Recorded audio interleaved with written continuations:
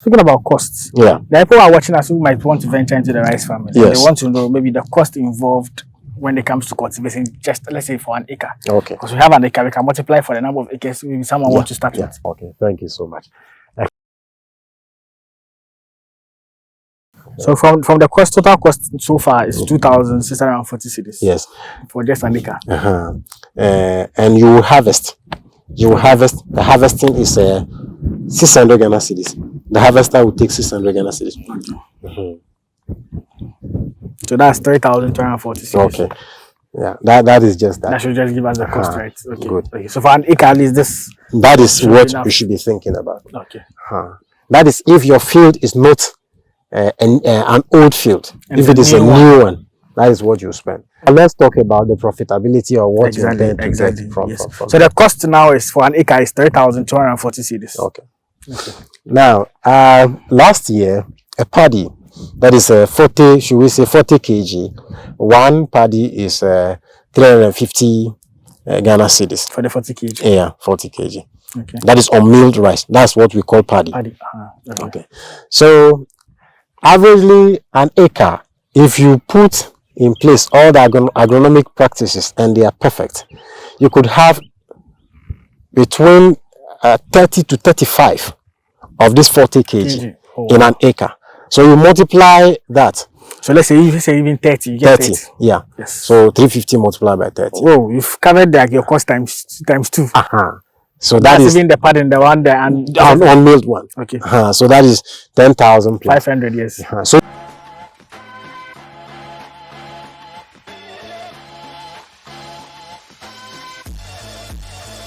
now, welcome back to another exciting Farmer Week in Ghana. If this is the first time seeing me, I'm Charles, and this channel talk about farming and agriculture here in Ghana. In today's video, I'm going to look at rice farming. I believe you guys watched the previous video where we spoke to Mr. Richard, the secretary of the Ghana Rice Farmers Association. Rice Farmers Association here in the area Ketu North, exactly. So we had a nice conversation about how to go, the association, challenges they faced, opportunities for you out there as an investor to also come on board to also support them when it comes to the rice farming business as well. So yes, if you don't check that one out, I would entreat you guys to go back there and have a look at that before you come. But in this video, I'm going to look at rice farming.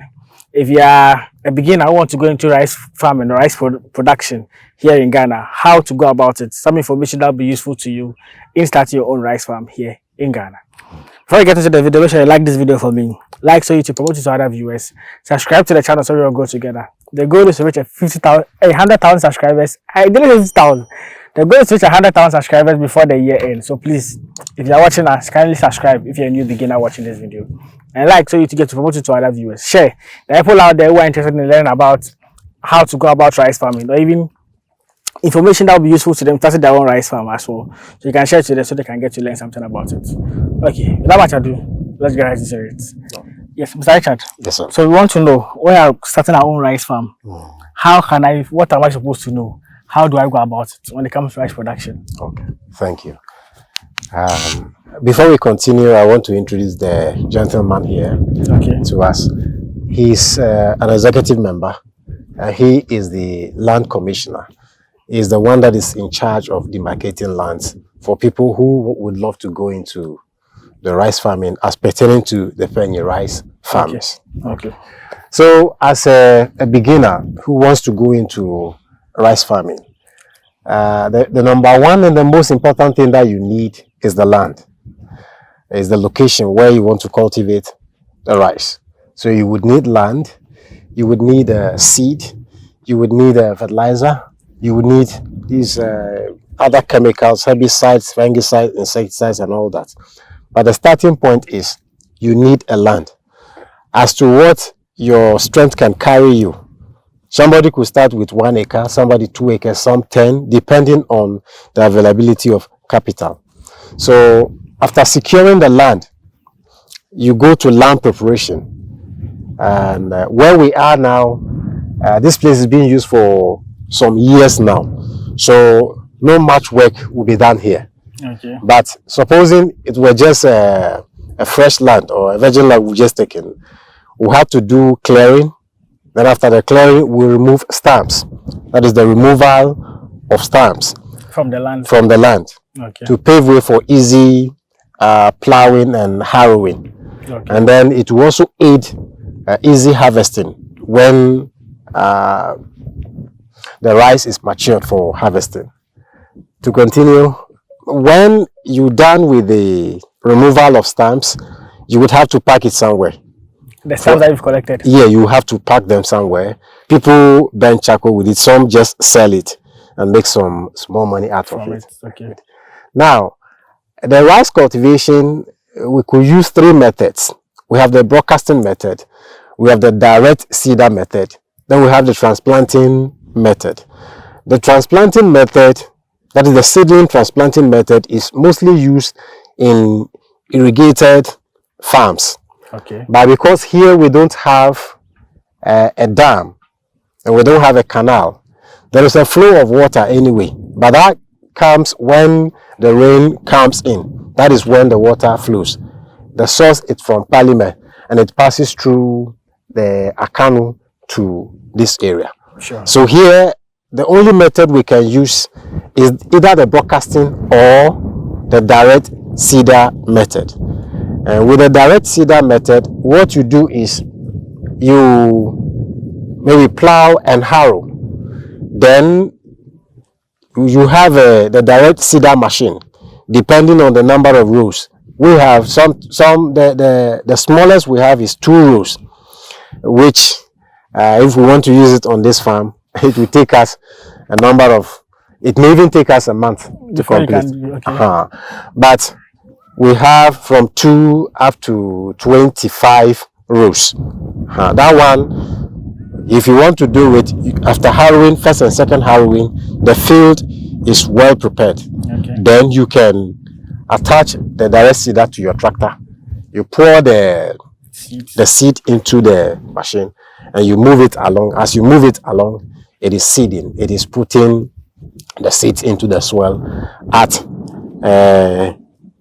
a distance, and that gives you advantage with regards to the seed competing for nutrient in the soil. In the soil. But here, because we don't have the finance to even buy the direct seeder, we use the broadcasting method.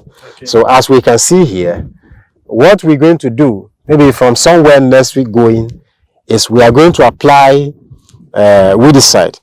Okay. To bring down the weeds that we are seeing here. Okay. Then after that, we'll do what we call first harrow. And when we do the first harrow, we allow maybe 2 or 3 days. Then after that, we come do our broadcasting, and then we do second harrowing. Okay. That is. Sure.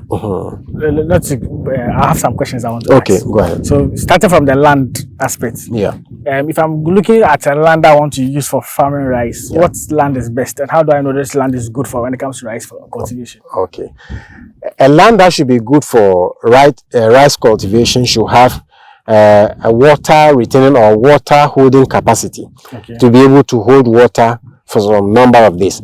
So it should be something like a clay area, but nutrient content should be a bit higher. Okay. And that is why we prefer the valleys, because as the water passes around, it drops debris. This further develops into manure for the land. Yeah. That is why, as you can see, our land here is very rich in terms of nutrients. So, of course, it should be a marshy area, has the probability or the potency of retaining water for some number of days. That is what you should look for. Okay. Yeah. Okay. Then the second one will be, you made mention of harrowing, like plowing and harrowing. Yeah. For someone watching us who doesn't understand these two terms, what do they mean? Okay. In plowing, in maize cultivation, what we know is that we plow. Okay. They use the tractor too. Yeah, the tractor. And so they use the normal disc plow. Okay, yeah. Now, in using the disc plow here will give us an advantage, because it will make in tilling the land, it will make the grass to go down. Yeah. And it will serve as a manure for the soil. Before you now come and level The harrow is what we use in leveling the farm, so that it wouldn't have that undulating nature. So after you plow and there's like an even nature on the land, you use the harrow. Makes it level. Yeah, you use the harrow. Okay. That could possibly be for a first timer, but with Mr. Adelaita's farm right now, he necessarily does not have to use the harrow. He will use harrow, not the disc plow. Okay. He does not need to use it now. And what he needs to use is the harrow, which will have to be first and second harrow to make sure after the application of the weedicide and then the first harrow, it will kill the weeds very well before they come to do the second harrow. Yes. The second harrow is done after the broadcasting. Oh, so after you broadcast the seeds onto the land. That is when you do the second harrow. So assuming maybe we harrowed this place maybe for the past 3 days, and there is some rain, and we intend to come and seed. The process of putting the rice seed into the soil, we call it seeding, and we want to come and seed. What we'll do is we'll bring the rice, the seeds, we'll bring them, then they'll be broadcasting. As they are broadcasting, the operators will also be doing their harrowing at the same time. Why? To prevent the birds from picking the seeds. Yes. True. That is the okay. So the day you do the seeding, at least you should also have the harrowing done. You should have the second harrowing done. That's it. If not, there'll be trouble. Okay. Yes. Okay. That's fine. Yes. Okay. So you can go ahead. Okay. So after the seeding, you would have to come back and check the farm to see whether there are unwanted weeds. Is there any emerging unwanted weeds that you would love to control? This is where we come in with the herbicides to control. They are selective herbicides. They will kill the unwanted weeds, leaving the rice alone for you. Sure. So you check that, and if the weeds are there, you do that within the 3rd day, because the rice will have the probability of germinating on the 4th day. When you seed it. When you seed it. Okay. So you would have to do the spraying in order to control the weeds on the 3rd day before the 4th day the rice germinates. Sure. So when that is done, what you need is an average level of water to be around. You know, rice, it loves water. In the growing stage, it loves water. Then let's say 3 to 4 weeks, you do what we call a baseline application. And the baseline application is the process where you use NPK fertilizer. Okay. You apply it on the farm, and normally we use our broadcasting method to apply the NPK. To apply the NPK. So after that, you have to be monitoring the farm. There is what we call a pinnacle initiation stage. Okay, we have pinnacle initiation stage, then we also have buffing stage. So for the pinnacle initiation stage is where you come to the farm. Then you'll be smelling rice all around as if somebody's cooking true, That is the pinnacle. If you visit any rice farm, you hear the scent of rice. Very good, very good. Yeah. The moment you begin to hear that scent, it is about to initiate pinnacle, which will now develop into several tillaries. The branches you see are the things we call in tillaries. So there you do your second application, and here you use urea. The fertilizer you use is urea. So the first one is the NPK. NPK, which we call baseline. Okay. Then after baseline, you go to urea. The application of the urea is based on you noticing that the rice is in the pinnacle initiation stage. Okay. Okay. When you notice that, then you apply the urea. Then after you wanted to ask a question. Yeah. So I wanted to ask. So let's transition. So after I've done the seeding, second harrowing. Yes. How long will it take me for me to apply my first NPK? Normally, it should be, even if you delay, it should be 3 weeks. 3 weeks. If you delay, so 3 weeks after seeding, you have to apply the NPK. Okay. Yes. So that I've done the first application of the NPK. Yes. How long will it take me for me to get to the pinnacle stage? Yeah. So that is when you monitor the progress of the plants. We have varieties of rice. We have Tomo, we have Jasmine 85, we have Agra, we have Esbika. We have a Japa who just came recently. A Japa should be doing about 2.5 months, so it is actually good for the minor season based on the rainfall pattern. Okay. So the issue is this: if I am doing Agra and somebody is doing jasmine, that the state at which the jasmine, we may all seed at the same time, and we may apply the NPK, which is the baseline, at the same time. But the state at which you will apply the second application may differ. Okay. Because as at the time your rice, which is the Agra, maybe jasmine, is initiating pinnacles, mine is yet to do that. Okay. So you have to monitor the farm. The moment you notice rice is the aroma is smelling around, it is telling you to do the urea application. Okay. That is how it is. But among the various varieties of rice you made mention of, which one do you say is best to grow in Ghana, or especially in this part of Ghana, in the Volta region? Okay, in this part of our region, or of our nation, we should be thinking of, based on my personal assessment I've just done. Okay. I realized a Japa, which is just a new breed produced by CRI. It takes about, let's see, roughly 3 months, you should harvest it. Okay. What it means is that it has early maturity rate. So if we are relying on rain-fed, if we are relying on the natural rain for the source of water, because it does very early, I would prefer we go in for the Japa. The second one I also advise us to do is the Jasmine 85. Okay. It's also 90-95 days, then it is okay. But if you go in for Agra is around 110-120 days. It takes a longer time. It takes a longer time. So when you are depending on the rain for that and not dam, you weigh the two and you will see that doing S-Biker, doing Jasmine and a Japa, which are new breeds that are in the system, is very advantageous. Okay. Yes. Okay. And growing them are they affected somehow by the market? So let's say for those who buy rice, do they specifically say, okay, I'm coming to buy a Japa, I'm coming to buy Agra, or like when it comes to the markets, the demand for it, do people demand one particular type of rice more than the others? Yeah, it's like that, but sometimes situation will not permit them to bring that their scale for, let's say, the taste. Okay. Because if you don't have the rice there, any type at all you have, you would buy. But in our situation here, the people love Agra. The reason being that among all these varieties that I've mentioned, the taste is good. That's number one. Number two, it's weighty.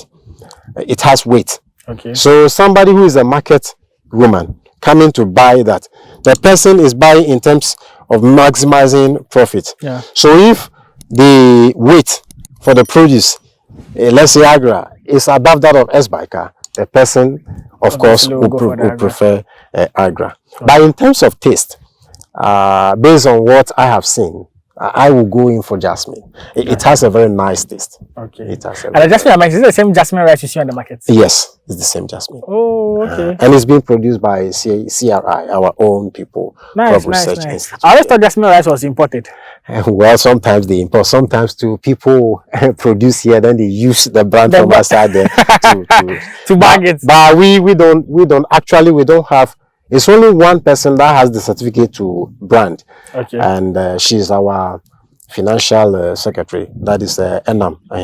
She's the only one so far that has that to brand. But the rest of us, we don't brand. We only sell the paddy, and sometimes we mill it. And we use the normal 50 kg and 25 kg, 10 kg and whatever to just sell it. Yes. Nice. Okay. So you can go ahead. So the urea application of the urea stage. Okay. So after application of the urea at the pinnacle initiation stage, you will now go to the buffing stage. Yeah. The buffing stage is where it is beginning to fruit, to produce. It's just milk that comes into the seed. Okay. So at that stage, if you want the seed to be weighty, to have more weight, you can mix urea and then ammonia, a bit of ammonia. You mix the two, and then you apply it. That one too, when the tillers begin to form, and then you notice milk coming, which is the buffing I've just mentioned, that is when you apply the urea and then ammonia, and then you are done with application of fertilizer on the farm. Okay. Yes. Okay. Yes. Okay. So at least at that stage, I know the rice are beginning to form, mature. Yeah, it is beginning to form. Ready to harvest. Yeah, it is beginning to form, and it takes about let's say 3 weeks to 4 weeks for after the buffing stage. Okay. It takes, let's say, barely 3 weeks to 1 month. Then you can harvest. Nice. Nice. So the way the rice is, when you harvest it, is it that you get the normal rice you see on the market, or it has to go to a process before you can get the rice that we cook in our homes? For the rice you cook in the house, this is the process. When we harvest from here, normally the harvesting processes, there are so many processes we use in the harvesting. Okay. In our situation here, we use the sickle, that is the hand harvesting process, and if you want to use the hand harvesting process for this farm, it will take you even 1 month. You are not done harvesting. So we use combined harvesters. This is where we have a problem. If your rice is ready and it exceeds 3 days, 4 days, 5 days, then it will go into what we call over drying.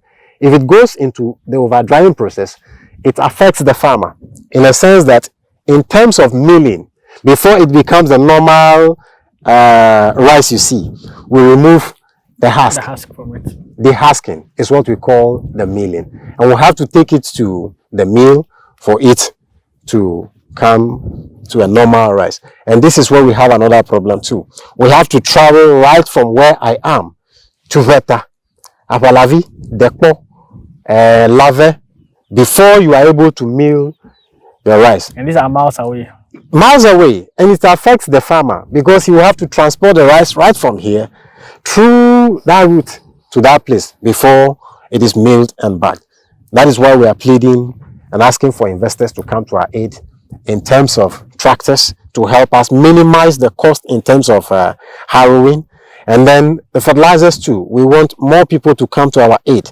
Sometimes you'll be depending on somebody for fertilizer.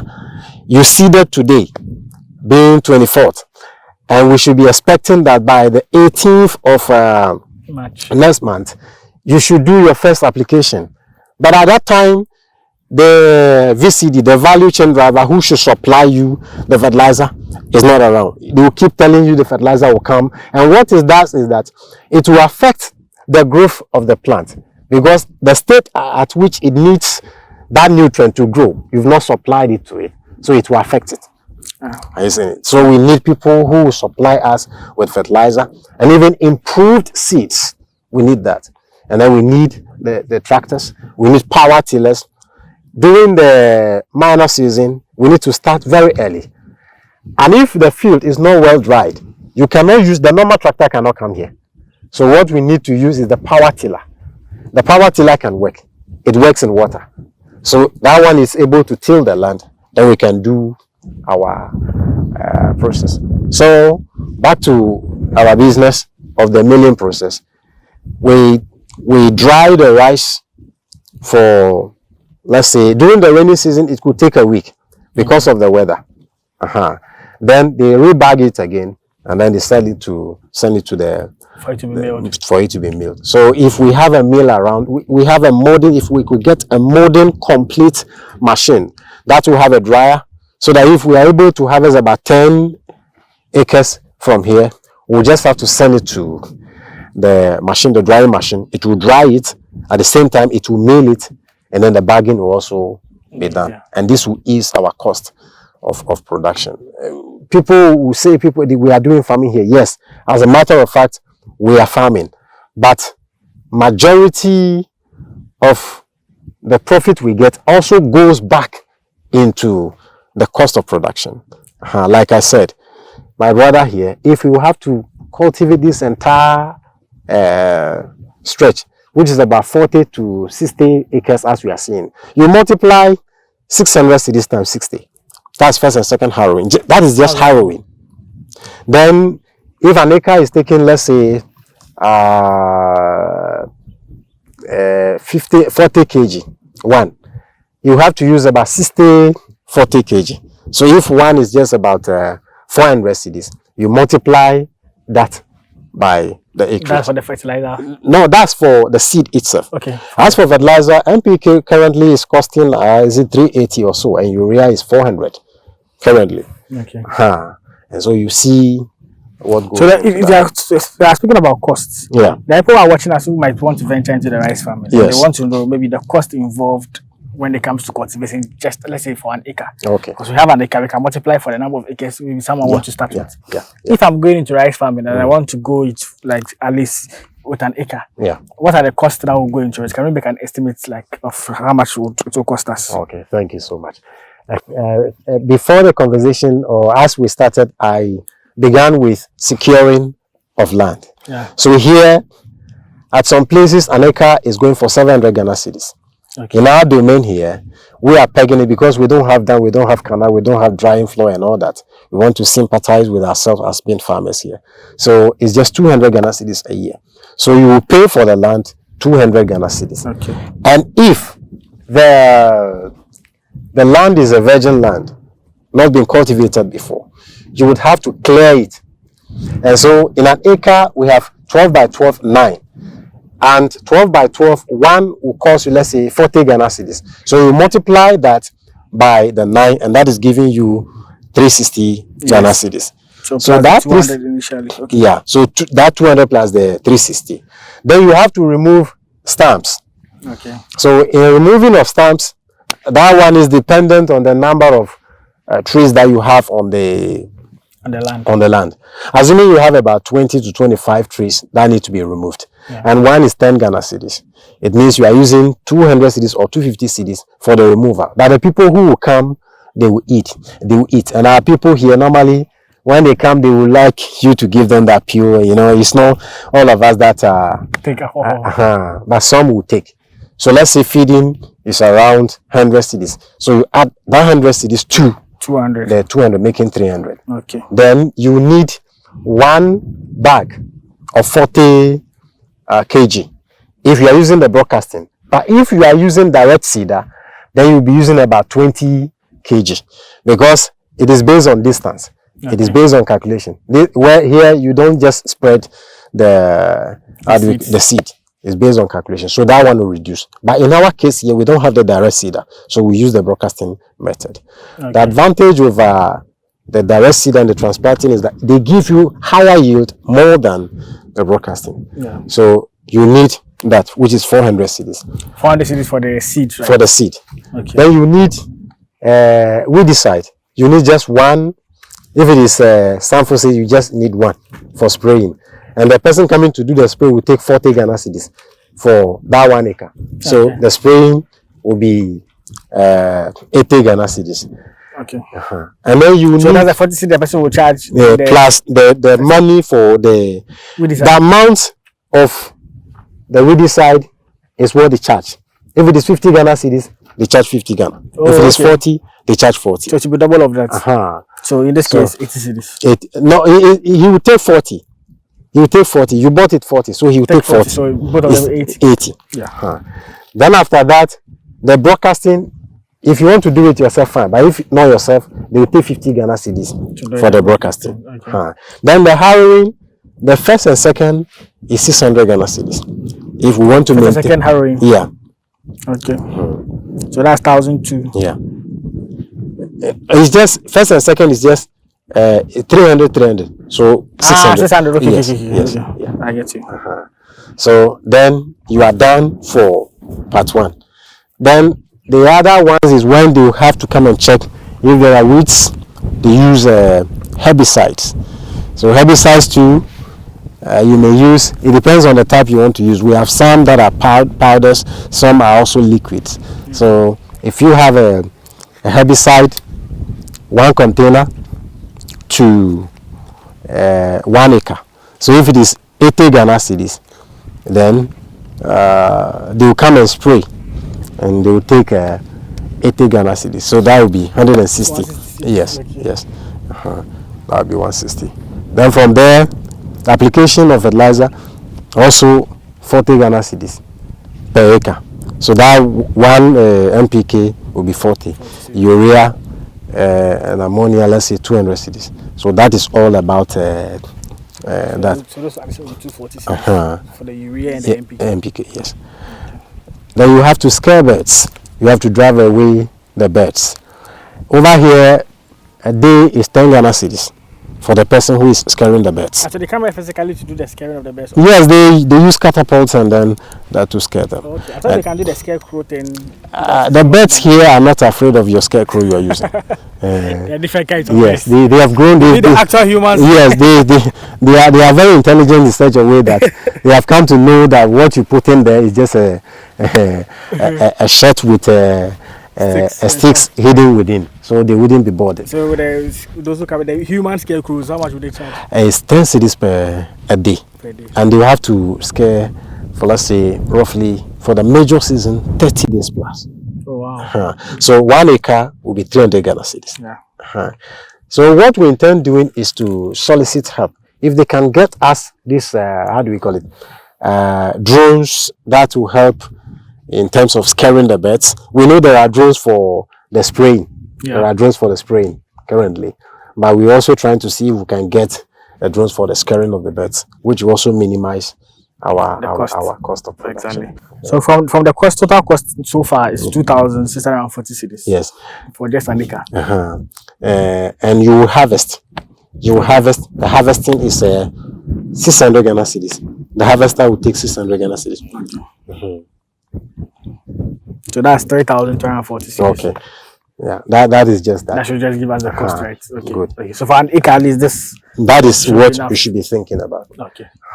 That is if your field is not an old field. And if it is a new one, that is what you spend. Okay. Now, when this is done, you harvest. As for the drying and all that, it's not something that will be added to the production cost. Okay. Because nobody will charge you for drying. Nobody will charge you. But we don't have sufficient space. That is our problem. And my brother like this suffered a loss last season by virtue of him not getting a sufficient space to dry. So the rice got spoiled in the sense that when they went to mail it, the face wasn't that good. It wasn't appealing. So the market women rejected it, and it resulted in that was the reason why in our earlier discussion I spoke about we having a drying floor. At least if we have a drying floor very close to the farms around here, just from the harvesting side, we just take them there and we'll dry them, and that will be all. So now let's talk about the profitability or what you intend to get from. So the cost now is for an acre is 3,240 cedis. Okay. Now, last year, a paddy that is 40, should we say 40 kg, one paddy is 350 Ghana cedis. For the 40 kg? Yeah, 40 kg. Okay. That is unmilled rice. That's what we call paddy. Okay. So, averagely an acre, if you put in place all the agronomic practices and they are perfect, you could have between 30 to 35 of this 40 kg in an acre. So you multiply that. So let's say you say even 30, you get 30. Yeah. Yes. So 350 multiplied by 30. Oh, you've covered your cost times 2. So that is even the part in the one there and unmilled one. Okay. So that is 10,000 plus 500. Yes. So you subtract your 3,240 Ghana cedis from your 10,000, and then you're looking at your 7,260. Even if 7,260 Ghana cedis. So even if you take even 1,000 Ghana cedis as other unforeseen expenses from it, that might come. Yeah. You end up getting 6,200 Ghana cedis. That is your profit margin on an acre. Nice. For the paddy. Okay. But the milled one, let's say you could get about 20. Let's say you could get about 20 or 50 kg out of that. So out of the paddy? Out of the paddy, the 30 paddy, when they take it to the milling floor and they mill it, you could get about 20 to 50 kg out of the 30. Oh, okay. And one will be going for 600 Ghana cedis. Okay. So let's say you get 20 from even if you get 20, 30. Yeah. You multiply by the by 600, and that is giving you 12,000. 12,000. And when you subtract your expenses from it, that is what you so it's like 3,240 cedis. That's 8,760. Very good. The reason for which we are calling for assistance to maximize profit and reduce our cost of production. These are good numbers. Yes. So at least if you are watching us, there's an opportunity for all potential investors. For people who want to go into rice farming, there's an opportunity for you. The lands are here. They have a very huge valley with hundreds or thousands of acres in here. That is mainly for rice cultivation. So if you're interested in venturing into rice farming and you want to start your own rice farm, you can come on board. At least you as an investor coming here to also set up or start your own rice farm can bring this kind of machinery around. So you can also support the local farmers who are also here for you to all produce rice on a very large scale. Maybe you might not want to go into it, you might also want to supply some of the machinery and equipment that will be needed for them to be able to grow rice on a large scale. Imagine this entire valley, over thousands of acres in here, where cultivators are producing rice in here. That's like huge numbers over here in the community. So yes, there's an investment opportunity for you out there watching. If you've not watched the previous video, you can check that one out, where we spoke mainly about the issues that they face and how a potential investor, you watching us, can also come on board to also be of assistance in here. As I said, it's very profitable. We've just broken the numbers down on how rice farming is profitable and it can be sold. And you can even make more numbers if you do good rice and you're able to even export outside to other countries as well. So yes, Mr. Richard, would you like to add like final few words, anything you want us to know as well, especially when rice farming, or any final words for yourself? Yeah, well, rice in particular has a lot of advantages. As they mill the rice, assuming somebody brings a miller here, the person, one, could buy the rice from the farmers, mill it himself or herself. And then the waste that comes out, there are people into piggery and poultry. You could sell that one also to them for them to use in doing. So the byproducts. The byproducts are also very useful.